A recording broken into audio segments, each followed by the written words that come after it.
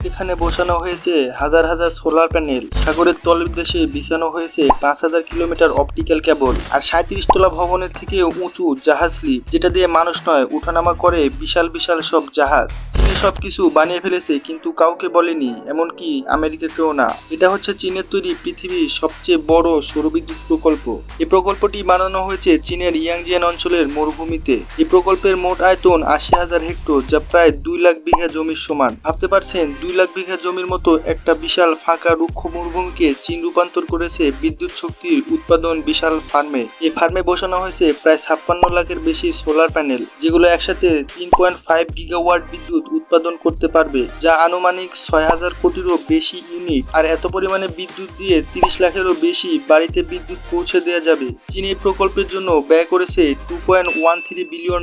চীন শুধু বিদ্যুৎ উৎপাদনের কথাই ভাবেনি, তারা চিন্তা করেছে ভবিষ্যতে স্মার্ট এনার্জির কথা। তাই তারা শুধু মরুভূমিকে কাজে লাগিয়ে সোলার প্যানেলের মাধ্যমে বিদ্যুৎ উৎপাদন করছে না, তারা পানির উপরে হাজার হাজার সোলার প্যানেল বসিয়েছে। এই প্রযুক্তির নাম ফ্লোটিং সোলার পাওয়ার প্ল্যান্ট। বর্তমানে চীন বিদ্যুৎ উৎপাদনের টেকনোলজির সবচেয়ে বড় খেলোয়াড় হয়ে উঠেছে, আর তারা তৈরি করেছে বিশ্বের অন্যতম বৃহৎ ভাসমান সোলার ফার্ম। পানির উপরে ভাসমান এই বিশাল সোলার ফার্ম প্রায় 5,500 বিঘা এলাকা জুড়ে। এই ভাসমান ফার্মের ক্ষমতা প্রায় 320 মেগাওয়াট, যার মানে প্রায় 40 কোটিরও বেশি ইউনিট। আর এত পরিমাণে ইউনিট দিয়ে আপনি বাংলাদেশের একটি শহর অনায়াসেই চালাতে পারবেন। নদীর উপরে চীন তৈরি করেছে বিশ্বের সবচেয়ে বড় বাঁধ। এই বাঁধের নাম থ্রি গর্জিয়াস ড্যাম।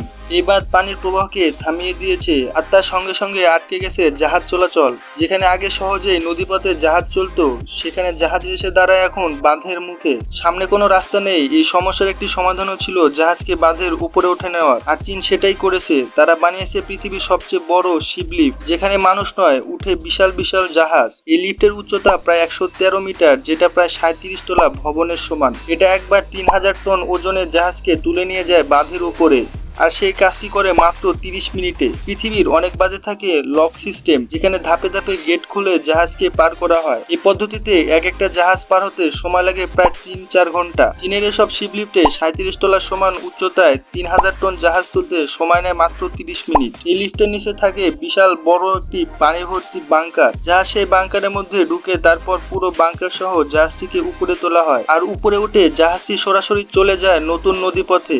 এই পুরো ব্যবস্থা চলে হাইড্রোলিক ও ব্যালেন্সিং মেকানিজমে, যার ফলে এত বিশাল জাহাজও তোলা যায় খুব সহজে। যেখানে পুরো দুনিয়া উইন্ড টারবাইন স্থাপন করেন বিশাল খোলা মাঠে, সেখানে চীন সবার থেকে ব্যতিক্রম। কারণ চীন এমন একটি প্রজেক্ট তৈরি করেছে যেখানে উইন্ড টারবাইন গুলো বসানো হয়েছে সমুদ্রের মাঝে। গোটা দুনিয়ার সমস্ত দেশ থেকে কতটা আপডেট, কতটা এগিয়ে তাদের প্রযুক্তি ও চিন্তা ভাবনা দেখলেই বোঝা যায়। চীনের এই ভাসমান উইন্ড টারবাইন গুলো দেখতে অনেকটা ছোটখাটো টাওয়ারের মতো। প্রতিটি টারবাইনের উচ্চতা প্রায় 260 মিটার পর্যন্ত, যেটা 80 তলা ভবনের সমান। এই ভাসমান উইন্ড টারবাইন থেকে প্রতিদিন গড়ে 170 মেগাওয়াট বিদ্যুৎ উৎপাদন করা হয়। আর এই বিদ্যুৎ দিয়ে আপনি 30,000 বাড়ি একদিনের জন্য বিদ্যুৎ চাহিদা পূরণ করতে পারবেন। এই বিশাল টারবাইন গুলো সরাসরি সমুদ্রের পানির উপরে ভাসে।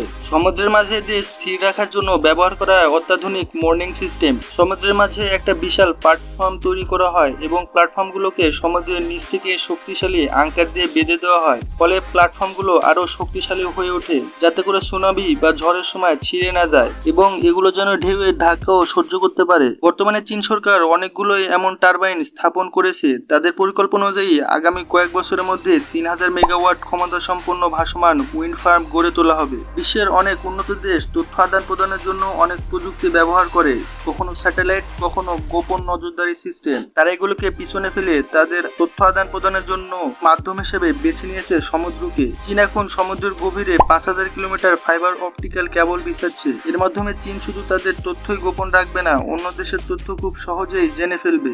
এই কেবলের স্পিড এতই হবে যে প্রতি সেকেন্ডে 480 টেরাবাইট ডাটা সহজেই আদান প্রদান করতে পারবে।